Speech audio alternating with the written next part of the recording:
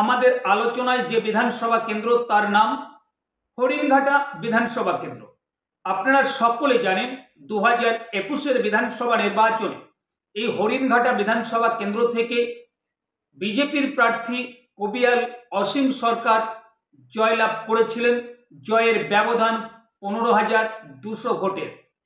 এবার 2026-এর বিধানসভা নির্বাচনে এই বিধানসভা কেন্দ্রটি বিজেপি নিজেদের দখলে রাখতে পারবে নাকি এই বিধানসভা আসনে অন্য কোনো দল তাদের জয়ের নিশান ওড়াতে পারে।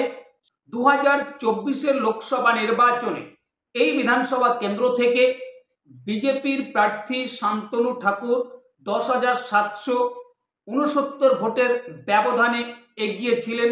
যদিও এই ভোট ইভিএম ভোট, এই ভোটের সঙ্গে পোস্টাল ব্যালটের ভোট যোগ করা হয়নি। কি হতে পারে 2026-এর বিধানসভা নির্বাচনের সম্ভাব্য ফলাফল এই হরিণঘাটা বিধানসভা কেন্দ্রে? দেখুন, আলোচনাতে আসব। প্রথমে বলবো এই বিধানসভা কেন্দ্রে যে সকল ভোটাররা বসবাস করেন তার মধ্যে কিন্তু 21.7% সংখ্যালঘু ভোটাররা বসবাস করে। আর ভোটারের সংখ্যাটা যদি দেখা যায় তাহলে দেখা যাবে 50,165 জন আনুমানিক।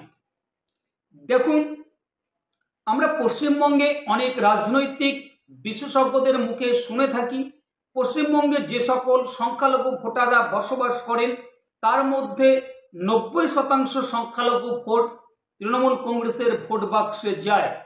2026-এর বিধানসভা নির্বাচন পশ্চিমবঙ্গে যে সংখ্যালঘু ভোট সেটা কিন্তু 100% তৃণমূল কংগ্রেসের ভোট বাক্সে গেলেও যেতে পারে। কেন বলছি?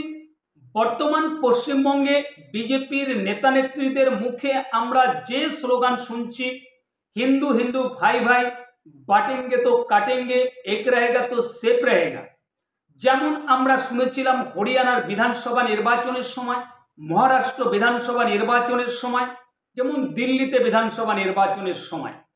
তাই দিল্লি, হরিয়ানা এবং মহারাষ্ট্রে জয় পেয়েছে, সেই পথ অনুসরণ হয়তো করছে পশ্চিমবঙ্গের বিজেপির নেতা নেত্রীরা।